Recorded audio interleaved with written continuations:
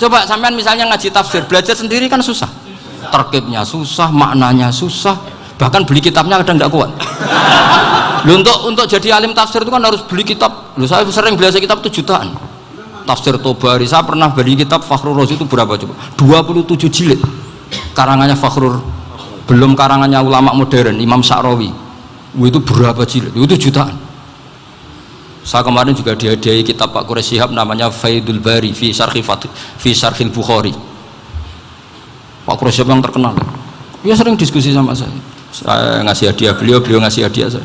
Oh itu harganya nggak kuat. Tidak kuat kadang di Indonesia nggak ada coba. Dan sama orang hebat menghindari kesulitan itu. Nah, kesulitan itu sebab ngaji ikut, kalau nggak paham dirukok rekamannya sudah gitu. Pinter mana sampean sama saya? Pinter sampean kan? Bikin sosis susah, beli aja kok repot kan? Nah, makanya nggak boleh orang bilang, wah aku goblok reso tafsir, aku wong pinter. Makanya nanti kalau saya ketemu Nabi tidak termasuk orang yang mentahkir orang Islam. Kafabil mari isman ayah kira akhahul muslim. Jadi cukup orang itu dosa kalau menyepelekan orang Islam, termasuk darani sampean goblok itu dosa. Caranya nggak darani goblok ya tadi di logika tadi. Alim itu angel, gendari angel itu pinter, berarti wong bodoh pinter ya sudah gitu. Tapi tetap bodoh.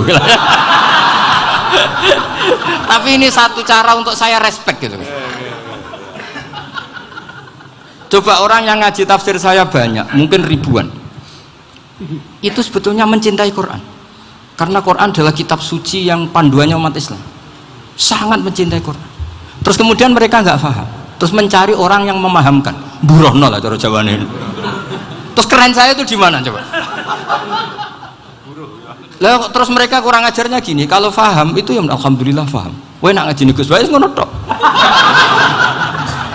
Tapi nek ora paham, ora nyalano akal ya. Mari Gus Bae nerangno cepet, mulane gak paham. Ora kok nyalano teke sing lelet. Maksud kan Masya Allah, naudzubillah. Sebetulnya tingkat kurang ajarnya tinggi sebenarnya. Jadi kalau nggak paham itu kadang nggak nyalahno uteke. Kayak mau misalnya, mau mari mikir aja jelas. Padahal misalnya jelas orang mesti paham, bodoh. Paham? Jadi kata Sayyid Abdul Haddad, innama azzamu Allah. Sebenarnya mereka itu sangat menghormati Allah. Makanya kita nggak perlu mengatakan wasilah itu kafir, nggak akan. Karena orang tawasul sama Rasulullah itu ingin dapat ridhonya Allah lewat orang yang dicintai Allah. Kita mencintai wali sebenarnya, wah itu kekasih Allah. Kita mencintai itu karena mencintai Allah. Sama seperti gini, kamu mencintai kangkung apa enggak? Sebenarnya sama sekali enggak. Tapi kamu ingin sehat, ada asupan gizi. Kamu ingin tubuh kamu sehat, butuh asupan gizi. Kemudian kamu makan kangkung. Apa terus kamu cinta kangkung? Kan enggak. Cinta kesehatan kamu sama. Orang yang mencintai saya sebenarnya ingin kepuasan rohani. Saya kan termasuk kiai yang torekonya gampang. Ini swarga kan akhirnya penggemarnya banyak. Coba kalau kamu ini neraka. Wah, jadi sebetulnya Anda mencintai kepuasan Anda sendiri. Nah, saya ini korban. Makanya untuk masuk surga cepat saya. Korban itu cepat. Da'watul mazlum la turaddu. Laisa bainahu wa bainallah hijab. Jadi saya kalau dongo langsung seret langit. Karena mazlum. Saya sinau tafsir itu, Pak, sampean bayangkan ada tafsir itu sudah 27 jilid. Sengarang Fakhrur Razi itu bulatnya bukan main. Karena dia ahli filsafat. Bulatnya Masya Allah. Sudah gitu sinau Jalalain kadang dikomen oleh Sawi. Sudah kita percaya Jalalain boleh dibully Sawi. Percaya Sawi dikandani, oh itu Maliki Rasafi. Oh, ribet. Sudah gitu sinau Qurtubi, sinau tafsir Tobari itu susahnya. Belinya susah, belajarnya susah. Padahal saya punya keluarga, punya istri, punya anak. Bayangkan kalau istri saya rewel kayak istri sampai. Wah itu. Tapi alhamdulillah enggak. Sama sekali enggak. Allah sudah milihkan, wah ini bahaya kalau punya istri rewel. Imam Sibawai itu kitabnya banyak, tapi yang terbukukan hanya kitab Sibawai. Karena beliau kalau sudah belajar lupa istri. Hanya pas beliau di pasar, kitabnya dibakar semua sama istrinya. Karena dianggap saingannya. Ternyata yang dicerai tidak kitabnya, malah istrinya. Itu Imam siapa? Sibawai. Tapi alhamdulillah kitab saya nggak terbakar, aman. Saya teruskan ya. Jadi untuk menjaga riya dilatih innama azzamu Allah. Sebenarnya mereka itu menghormati Allah. Sehingga wasail itu sebenarnya nggak pernah jadi subjek. pelaku utama enggak, tetap Allah. Sebab itu kata Sayyid Muhammad, kamu kok mengatakan wasilah itu kafir itu gimana? Ketika innallaha qad ba'atsa lakum taluta malika. Talut itu ya manusia. PD-nya itu apa? Inna ayata mulkihi ayyatiyakumut tabut fihi sakinatum min rabbikum wa baqiyatum mimma taraka ahlu Musa wa ahlu Haruna tahmiluhul malaika. Jadi beliau PD itu kalau bawa sunduk semacam peti sakti, sing di situ ada baqiyatum mimma taraka ahlu Musa wa ahlu Haruna tahmiluhul malaika.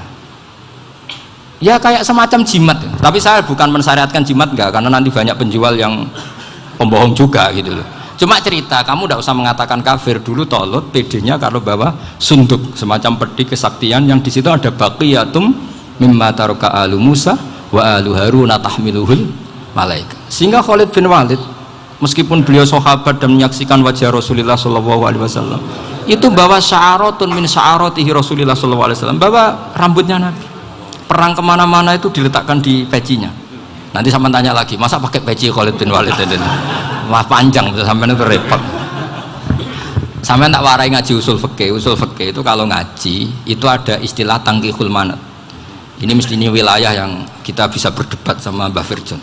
Dulu itu musuh saya karena saya makili Anwar, beliau makili Peloso. Tapi tahu-tahu kalah tua terus saya mengundurkan diri. Di fikih itu ada istilah, ada tangkihul manat, ada tahqiqul manat, ada tangkihul manat. Tangkih itu kira-kira gini, lafadz hadis itu dibuang sekian untuk tahu bahwa itu madarul hukmi. Misalnya gini, tak beri contoh paling gampang. Sama harus paham, kalau nggak paham nggak pinter-pinter. Ja'a a'rabiyun ila Rasulillah sallallahu alaihi wasallam. Ya karena ini menghormati Mbah Ahmad Siddiq, beliau orang alim, jadi ngaji ini tetap ada suasana alim. Ya harus ada suasana alim, nggak perlu jadi orang alim tadi, susah. Sudah ngindari susah itu pintar, sudah itu aja. Jadi orang alim susah, ngindari barang susah pintar, berarti orang tidak alim pintar. Nah, meskipun tetap sudah itu pegangi sampai mati nanti. Loh, jadi orang alim itu repot. Itu kata Imam Ghazali, kalau orang alim kalau mau masuk surga itu sama Allah nggak boleh, kif, kamu nggak boleh langsung masuk surga. Coba cari umat kamu, syafaati dulu. Nah, saya takut nyari sampean tidak bisa kembali. Saya tidak punya rencana itu, pokoknya mau masuk. Golek sampean kuaduan, aduan balik raroh dewe, wah repot nanti saya. Berat jadi orang alim itu berat. Ya saya teruskan ya. Ada tangkihul manat. Ja'a a'rabiyun ila Rasulillah sallallahu alaihi wasallam. Faqala ahlaktu wa ma ahlakaka qal waqa'tu imraati fi nahari Ramadan. Ya sidang saya ini rusak ya Rasulullah. Kenapa? Karena saya menjima istri saya fi nahari Ramadan. Terus kata Nabi, kamu harus bayar kafarah. Napa Nabi kafarah? Puasa 2 bulan. Wong baru 1 hari aja terjadi gitu kok disuruh puasa 2 bulan. Ya tidak kuat ya Rasulullah. Baru berapa hari saya puasa aja kecelakaan seperti itu. Apalagi kalau sampai 2 bulan. Tidak ya Rasulullah. Ya sudah kalau gitu kamu pertama ngasih makan apa? Itku rokobah kan, pertama merdekakan budak. Tapi kan sekarang nggak ada budak, makanya terus sekarang langsung puasa. Wah ini nggak bisa semua. Ya sudah ngasih makan orang 60. Kasihkan siapa ya Rasul? Ya orang fakir. Saya ini paling fakir. Di kampung saya ini orang paling fakir. Jadi mulai dulu orang fakir itu hubungan suami istri itu paling lancar. Mulai dulu. Makanya orang fakir itu anaknya banyak. Karena hiburannya hanya itu. Wong Ramadan aja. Coba mau ke ATM nggak punya uang, mau antri di bank nggak punya, mau apa coba? Itu mulai dulu. Ini sanatnya mutasil. Wah, akhirnya sudah sanksinya kan tadi ya, itqu raqabah atau puasa 2 bulan berturut-turut atau ngasih makan 60 orang miskin. Lalu kata ahli usul fikih, kata a'rabi dibuang, nggak menjadi catatan hukum.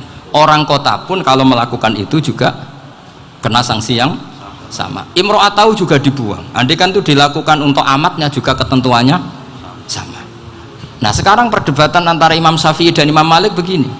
Sekarang pertanyaan gini, jima istri itu hukumnya boleh apa haram? Boleh kan? Lalu kalau ada orang tanpa udzur kemudian makan siang-siang, cara Imam Malik hukumnya sama, harus kena sanksi yang sama. Karena sama-sama hadku hurmati Ramadan bighairi udzrin syar'iyyin.